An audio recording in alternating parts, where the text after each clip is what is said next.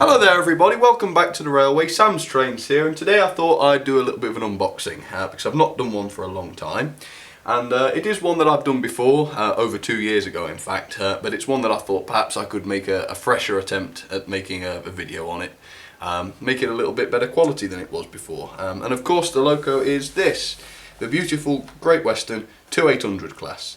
And I'm going to get that unboxed in just a second, but first I've got a couple of updates for you, and they are as follows. So I'll give you those now, and we'll show you this loco just afterwards. Alright? Okay, so the first is with regards to the lighting. As you can see, well, you can probably see, I've added a few more strips of LEDs, so that the whole room is now lit entirely by LEDs. In fact, nearly 3,000 of them, so that's quite a lot of LEDs there. But it really does do a good job, so you'll have to keep your eyes peeled just to see if it's made any real difference, and hopefully in some of those dark corners you should be able to see things a little bit better, but again, I'll let you be the judge of that. Next up, I've finally decided to develop my blue Pullman set. As you might know, I did a video a very long time ago of me restoring the dummy and most importantly the power car for that system. But I made it quite clear that I didn't have any suitable coaches. Well, I finally decided that it's time to try and get some suitable coaches, and I've started. Here's one. I've got another one on order coming at some point. I'm going to look for a third one. But again, if you'd like me to do a little bit of running with the blue Pullman, or perhaps make a video on it, hit the like button or let me know in the comments, and I'll certainly do that. But yeah, let's get back onto the review anyway, well, the unboxing. And yeah, we'll talk about that a little bit more in the videos to come. Okay, so on to the unboxing then. As you can see, the loco is in the old Hornby Railways packaging, you can see, but there is a modern twist to this. But first let's just take a good look at the box. There's not an awful lot to see, except on the end we do have R532 GWR 280 loco 2800 class, which is basically what we already knew, I suppose. So let's start by getting this out. I think we'll get it out from the front here, or the back. And as you can see, quite interestingly, this is packaged in the block of ice packaging, so I don't know whether the previous owner did this or not, but no, this has come in the block of ice packaging. We'll get that open in just a second then, but we've also got this wonderful instruction manual, which again, the same as it was with the M7, is extremely comprehensive and goes into a lot of detail. And it covers a wide range of locomotives, as you can see, and also covers a little bit of servicing information on the ring-filled motor and otherwise. Again, if you want to see how to service the ring-filled motor, I've got a video on that on the channel if you want to check that out. But yeah, that's that. Let's check out the loco then. Now this opens a little bit unlike the modern block of ice packaging. It just sort of cracks open like this, and if you're careful you can get it to open around the loco. I'll just stop that there with my foot. Let's take a look at the tender first then.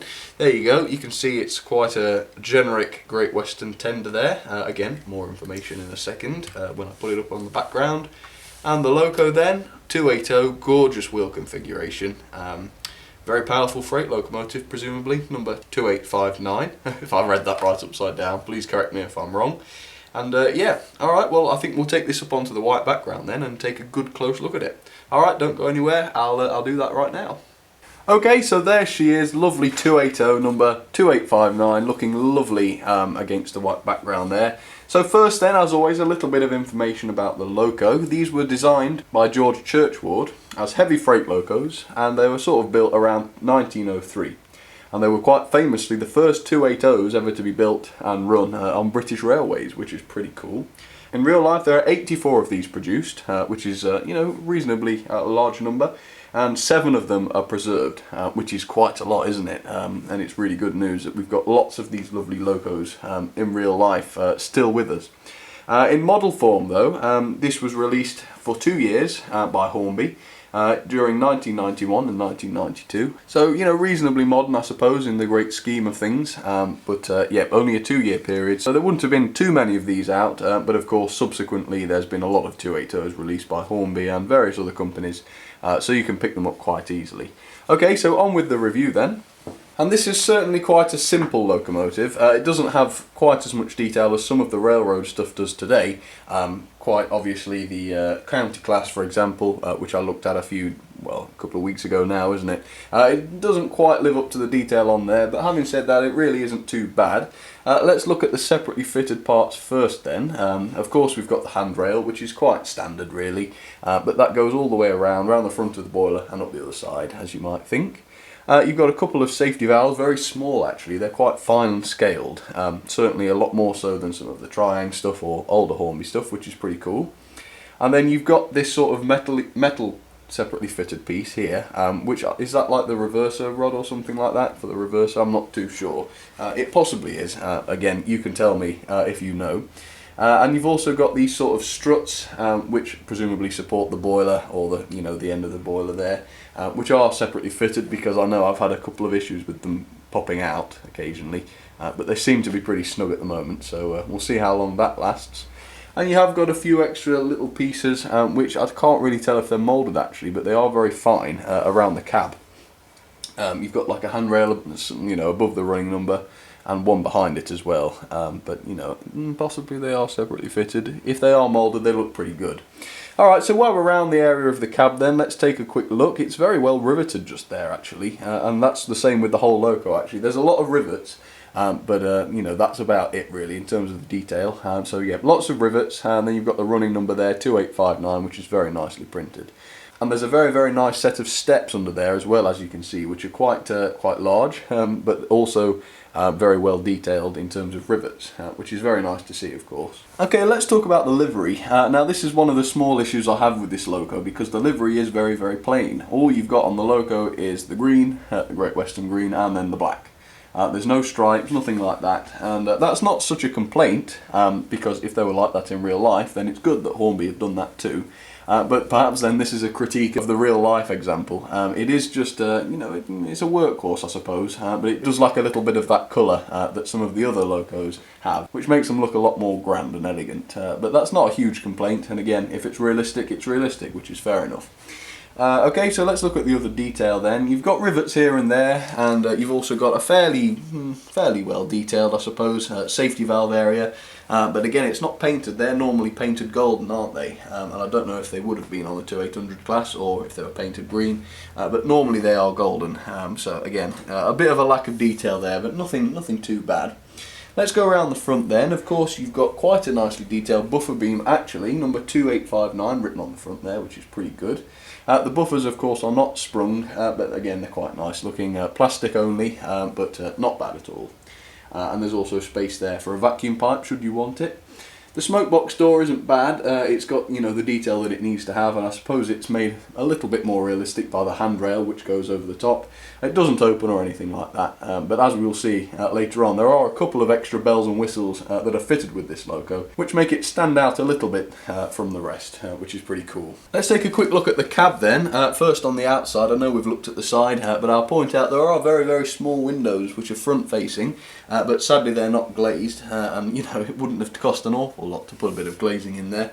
And certainly models before the 90s from Hornby have had glazed windows in them, so perhaps that was just a little bit of a price cutting thing there, I don't know.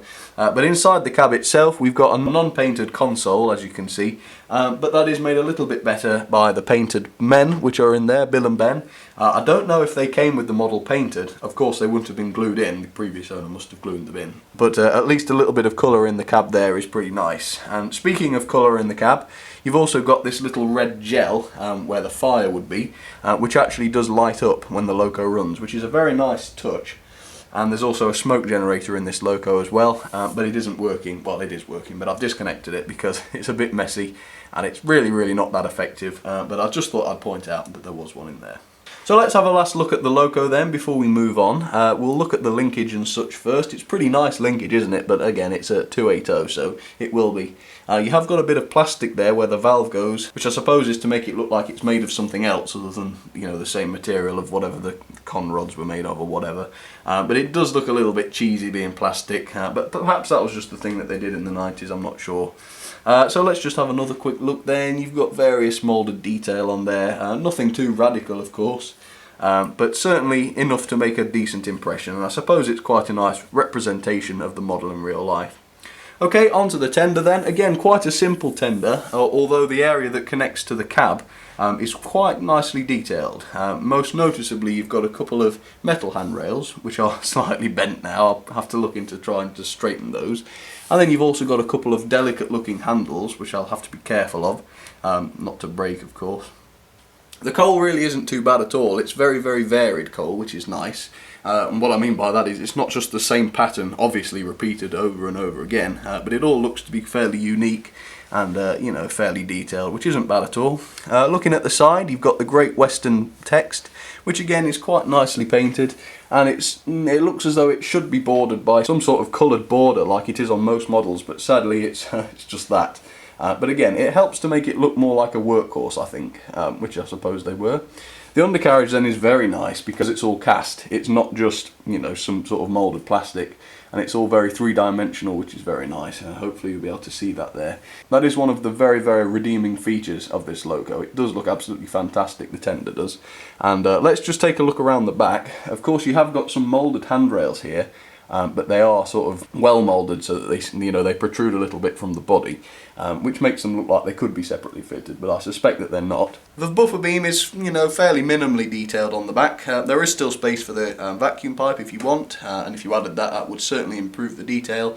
And there is also a little sort of representation of a chain link coupler or something like that. I can't really tell. It's very small.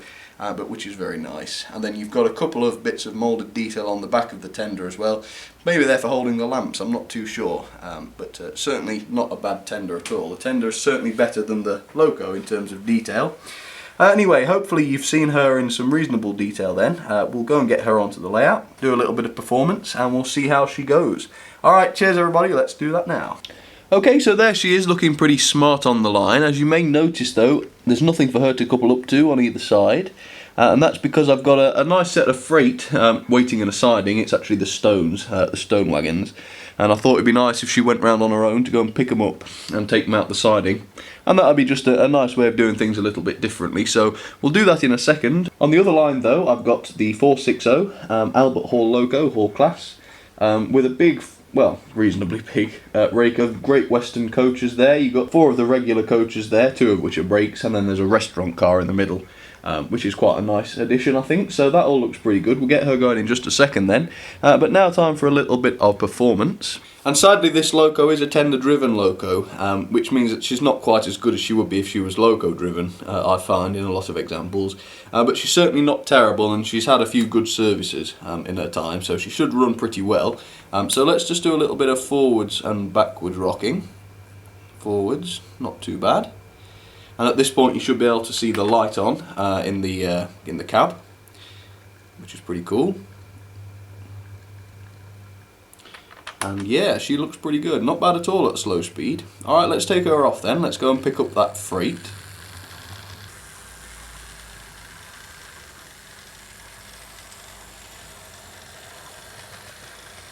Very smooth runner actually, isn't she? Not bad at all. Certainly pretty good at a good slow speed as well.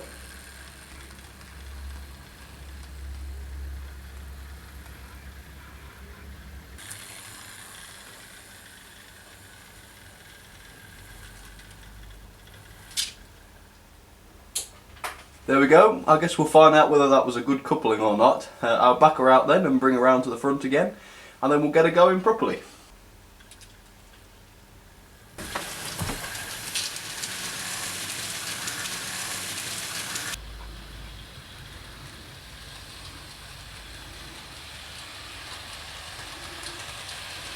There she goes. She seems to be managing that nicely anyway.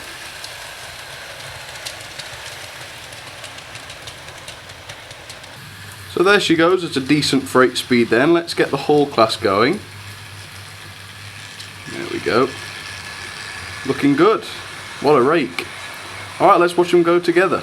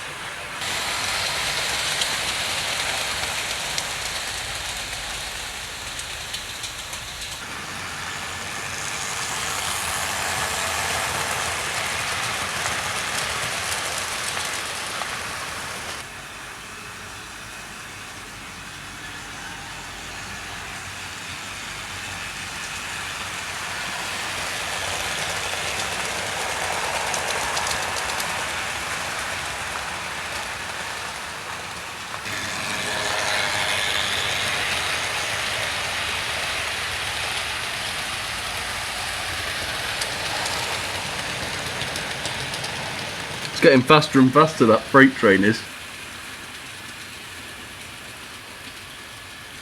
But not up the slope, conveniently.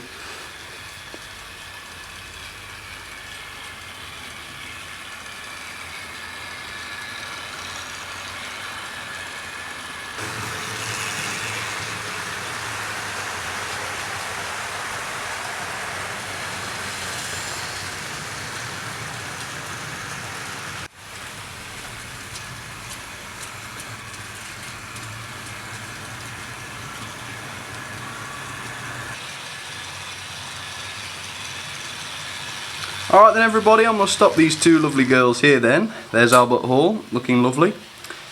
And we'll just wait for the 2800 class to come round. I've sped her up slightly. She should arrive just here in a sec. Come on girl. Here she comes. There we go. Stop her about there. So that's it. That should be all I've got to show you. Of course, if you do want to see the Blue Pullman shown in a video, don't forget to click the like button, and if you enjoy the video, please press the like button too, because that really helps, or just send a comment, whatever you want to do. If you want to get involved even further, you want to see posts, pictures or whatnot, you can check me out on Facebook and Twitter, which are facebook.com/samstrains and twitter.com/samstrains. It'd be great to hear from you on there. There's quite a lot of people on there now, which I'm really amazed about, really, but yeah, that's really cool. So yeah, I'll say thank you very much for watching everybody, take care, and have a nice week, and I'll see you all very soon. Alright, cheers everybody.